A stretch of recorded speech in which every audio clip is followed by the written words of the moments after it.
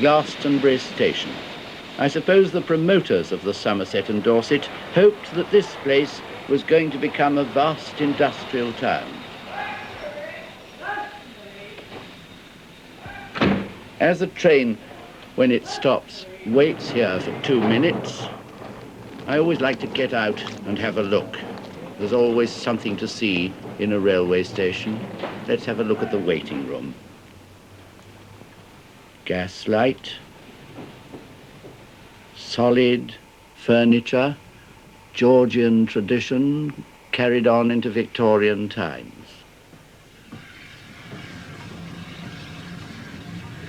Glastonbury used to hold quite a lot of freight wagons.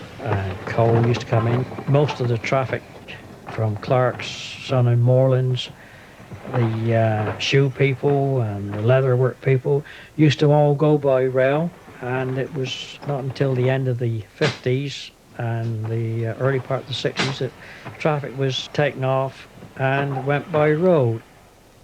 And then of course we had the signal box there and the sidings over there, and coming along here over to this side. Seeing Glastonbury now, it is very, very much a scene of dilapidation and neglect. It's hard to believe that a lot of trains used to run in there and we used to be there shunting.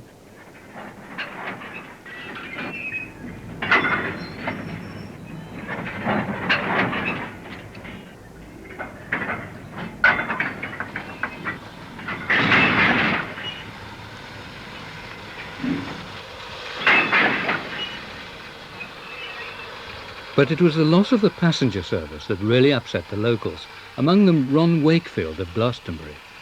I read in the paper that they were thinking of closing the line, so I thought, I've got a camera, I'll see if I can get some shots of it before it goes, because I knew it was going to be some historical interest in years to come, and that's how I started on it. I had the camera and a bicycle, and off we went. When I started the film, and then I got the wife and daughter to come down off of the footbridge and walk up to the train and get in. That's what started it all off, really. We didn't have a car, and we had a little family, and it was always made so easy for you. I travelled mostly to Wells from Glastonbury every Saturday, and if I weren't there in time, the train would hold up for me, or I've even known it to stop for me to go across. That was the service you got. And then when I got there with the pram with the children in, they'd just lift the pram up into the goods van and I'd go up with it, you know, not to disturb the children. We didn't have much money, because everything seemed expensive, but it was the cheapest form of travel. So you can imagine how we missed it when it was closed down. It was really like an old friend going. When we heard about it, we worried about it, and my husband thought, well, that would be a good idea to film it. We should have something to look back on. I say, I hope you're enjoying this journey as much as I am. You rarely see much more country once you've got out of the railway station from a train than ever you do from a motor car. You really felt you were fitting into the landscape because you were gliding through, and you had this lovely noise, you know, when you were going and on the train, that noise that the steam train makes, we all loved, you know. This is Sedgemoor. No hoardings, no road signs, no lorries in front of you, and no neurotics hooting behind you. There was one irritation, however. The Reens or rivers had a habit of bursting their banks. Yes, I can remember when this used to get flooded, and I'd come up with a train one time, and we got along here so far, and the floods are up, and we just went through them right up to the wheels. Had to shut the damper down to keep the fire from blowing back up onto the cab, but we never stopped. Kept going? Yeah, so railway days, you kept going. Sedgemoor is dominated by Glastonbury Tor, the focus of mystery and legend, a symbolic presence rising up out of the flat expanse of peat moorland that stretches to the sea.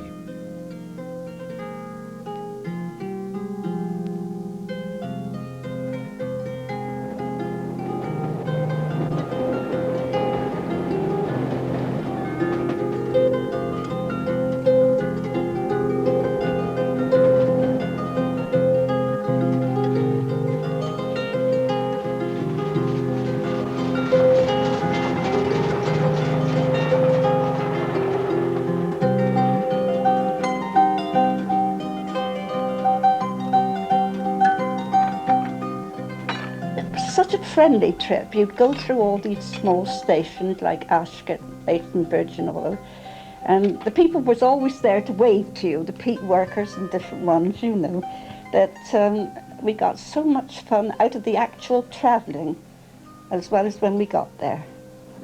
We were always glued to the window to watch every little thing as we were passing by, you know.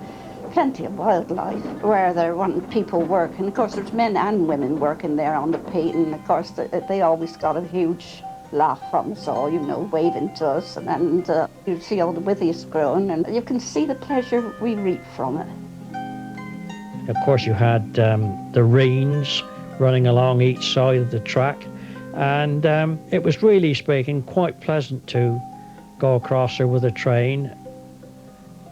Springtime was a glorious time along the branch. To see the primroses growing on the bank and the various trees bursting into bud, it really was a wonderful sight.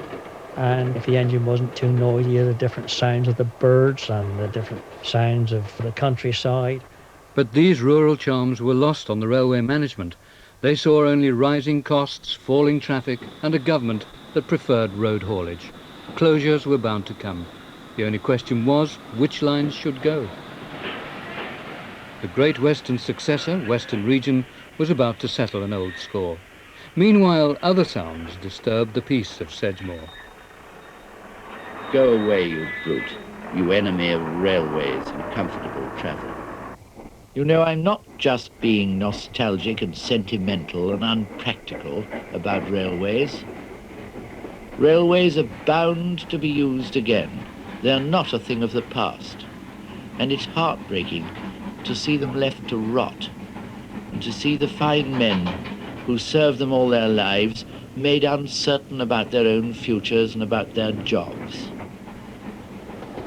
They allocated the whole of the Somerset and Dorset to the Western region. And from that time on, traffic that was formerly run over the Somerset and Dorset was being diverted over the Western, and we didn't get the traffic at all. I could see that it was being deliberately done. A lot of railmen that had spent their life on the railway were very, very bitter. Let's face it, they'd given their best and they'd worked hard for very little money, really. Here's High Bridge, the end of the passenger line of the Somerset and Dorset. So I suppose I'd better get out. Tybridge was mostly concerned with the parcels traffic that used to come in on the trains from Glastonbury. Every parcel bag was full up with Clark shoes, wasn't it? Yes. The trains, such as we had, the passenger trains, connected at Highbridge with the Western trains, didn't they? Yes, yes. But it seemed as soon as the Western region got operating in charge of it, the trains were altered just that little bit, and people found themselves arriving at Highbridge on the Western main line, and they had perhaps 2 or 3 hours to wait for one of our trains up the branch. Years ago, like you said, Frank, no, they used to wait for trains off. I did. And we used to wait for Western trains going to Bournemouth and different places like that.